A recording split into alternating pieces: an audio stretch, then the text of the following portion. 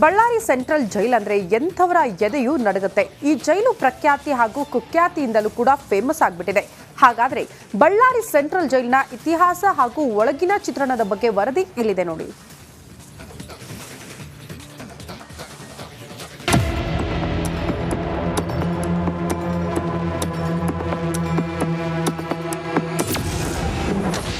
ಅಂಡಮಾನ್ ಬಿಟ್ರೆ ಬಳ್ಳಾರಿ ಜೈಲೇ ಕಠಿಣ ಜೈಲು. ಬಳ್ಳಾರಿ ಜೈಲಿನ ಹಿಸ್ಟ್ರಿ ಕೇಳಿದ್ರೆ ಎದೆ ಝಲ್ ಅನ್ನುತ್ತೆ.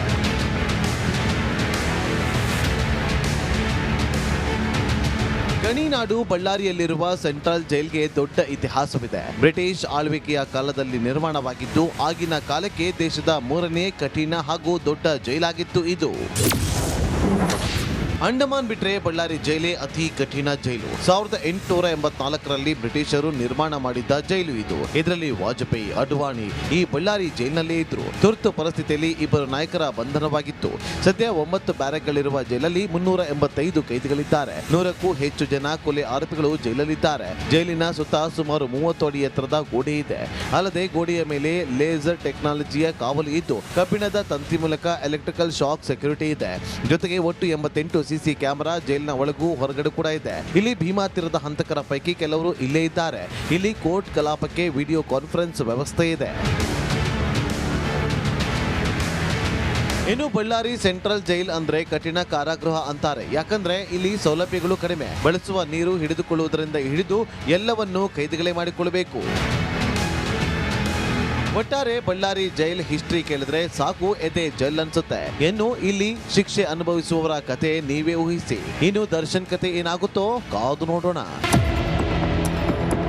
ರೇಣುಕಾರಾಧ್ಯ, ರಿಪಬ್ಲಿಕ್ ಕನ್ನಡ, ಬಳ್ಳಾರಿ. ಜೀವನ ರಾಜ್ಯದಾದ್ಯಂತ ಹಲ್ಚಲ್ ಎಬ್ಬಿಸಿತ್ತು. ಇದೀಗ ಕಾಟೇರನಿಗೆ ಇದೇ ಕಂಟಕವಾಗಿದೆ. ಈಗಾಗಲೇ 3 ಎಫ್ಐಆರ್ ದಾಖಲಾಗಿದೆ. ಮತ್ತೊಂದೆಡೆ ಜೈಲೊಳಗಿನ ಅಸಲಿ ಬಂಡವಾಳ ಬಯಲು ಮಾಡೋದಕ್ಕೆ ಹಿರಿಯ ಅಧಿಕಾರಿಗಳು ಸಜ್ಜಾಗಿದ್ದಾರೆ.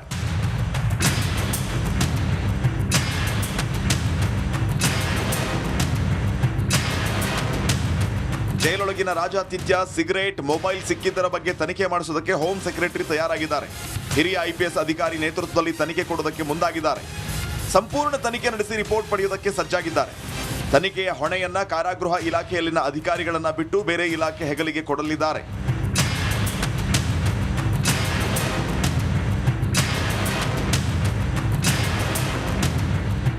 ಇನ್ನು ತನಿಖೆಗೆ ಬೇರೆ ಇಲಾಖೆಯಲ್ಲಿರುವ ಖಡಕ್ IPS ಅಧಿಕಾರಿಗೆ ಕೊಡುವ ಬಗ್ಗೆ ಹೋಮ್ ಸೆಕ್ರೆಟರಿ ಕಾರಾಗೃಹ ಹಿರಿಯ ಅಧಿಕಾರಿಗಳ ಜೊತೆ ಚರ್ಚಿಸಿದ್ದಾರೆ.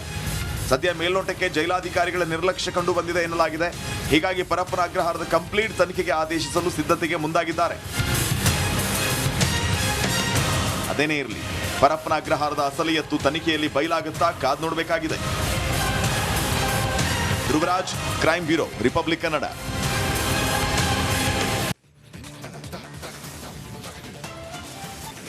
ಪರಪ್ಪನ ಅಗ್ರಹಾರ ಜೈಲಲ್ಲಿ ಕಳ್ಳಾಟವಾಡ್ತಿದ್ದ ದಾಸನಿಗೆ ಕೋರ್ಟ್ ಶಾಕ್ ಕೊಟ್ಟಿದೆ.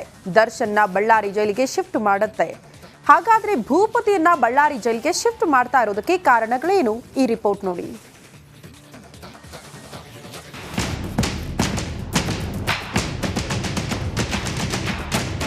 ಪರಪ್ಪನ ಅಗ್ರಹಾರದಲ್ಲಿ ಕಾಟೇರನ ಕಳ್ಳಾಟ ಒಂದೆರಡಲ್ಲ. ಚೇರ್ ಮೇಲೆ ಆರಾಮಾಗಿ ಕೂತ್ಕೊಂಡು ದಮ್ ಹೊಡಿತಾನೆ. ರೌಡಿ ಶೀಟರ್ಗಳ ಜೊತೆ ಮಜಾ ಮಾಡ್ತಾನೆ. ಸಾಲದಕ್ಕೆ ಜೈಲಿನಲ್ಲಿತ್ಕೊಂಡೇ ವಿಡಿಯೋ ಕಾಲ್ ಮಾಡಿ ಮಾತಾಡ್ತಾನೆ.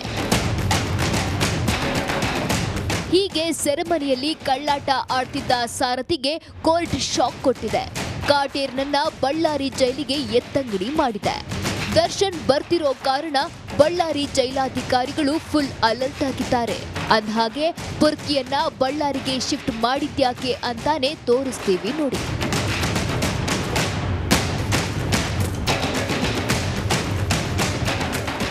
ಸ್ವಾತಂತ್ರ್ಯ ಪೂರ್ವದಲ್ಲೇ ನಿರ್ಮಿಸಿರೋ ಬಳ್ಳಾರಿ ಜೈಲಿನಲ್ಲಿ VVIP ಟ್ರೀಟ್ಮೆಂಟ್ ಸಿಗೋದಕ್ಕೆ ಸಾಧ್ಯವಿಲ್ಲ. ಇದೇ ಕಾರಣಕ್ಕೆ ನಟ ದರ್ಶನ್ನ ಬಳ್ಳಾರಿ ಜೈಲಿಗೆ ಶಿಫ್ಟ್ ಮಾಡಲಾಗಿದ್ದಂತೆ. ದೇಶದ್ರೋಹಿಗಳನ್ನ ಹಿಂಸಿಸೋಕೆ, ಶಿಕ್ಷೆ ನೀಡೋಕೆ ಅಂಡಮಾನ್ ಜೈಲು ಬಿಟ್ರೆ ಬಳ್ಳಾರಿ ಜೈಲು 2ನೇ ಸ್ಥಾನ ಪಡೆದಿದೆ.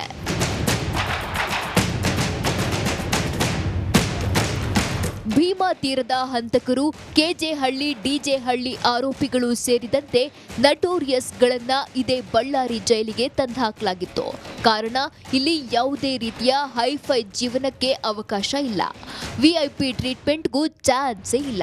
ಹೀಗಾಗಿ ಸೆಂಟ್ರಲ್ ಜೈಲಲ್ಲಿ ಕಳ್ಳಾಟ ಆಡ್ತಿದ್ದ ಕಾಟೇರನನ್ನ ಬಳ್ಳಾರಿ ಜೈಲಿಗೆ ಎತ್ತಂಗಡಿ ಮಾಡಲಾಗಿದೆ. ಇಷ್ಟು ದಿನ ಒಂದು ಲೆಕ್ಕ, ಇನ್ನು ಮುಂದೆ ಒಂದು ಲೆಕ್ಕ. ಬಳ್ಳಾರಿ ಜೈಲಲ್ಲಿ ಕಾಟೇರನ ಜೀವನ ಅಷ್ಟು ಸುಲಭ ಅಂತೂ ಅಲ್ವೇ ಅಲ್ಲ.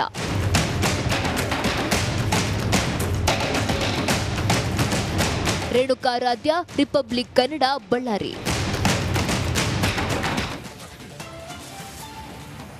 ಆಗ ಇದನ್ನೇ ಯಾರೋ ಫೋಟೋ ಹಿಡಿದಿದ್ದಾರೆ. ಆದ್ರೆ ಫೋಟೋ ಹಿಡಿದಿದ್ದು ಯಾರಂತ ನನಗೆ ಗೊತ್ತಿಲ್ಲ ಅಂತ ಪೊಲೀಸರ ಮುಂದೆ ದಾಸ ಬಾಯ್ಬಿಟ್ಟಿದ್ದಾನೆ. ಸದ್ಯ ತನಿಖೆ ವೇಳೆ ನನಗೆ ಫೋಟೋ ಬಗ್ಗೆ ಏನೂ ಗೊತ್ತಿಲ್ಲ ಅಂತ ದಾಸ ಹೇಳಿದ್ದಾನೆ. ಆದ್ರೆ ಫೋಟೋ ಬೆನ್ನು ಬಿದ್ದಿರುವ ಪೊಲೀಸರಿಗೆ ಕಾಟೇರನ ಫೋಟೋ ಹಿಂದಿನ ಚಿತ್ರಣ ಗೊತ್ತಾಗುತ್ತಾ? ಕಾದ್ ನೋಡ್ಬೇಕು. Nagaraj, crime bureau, Republic Kannada.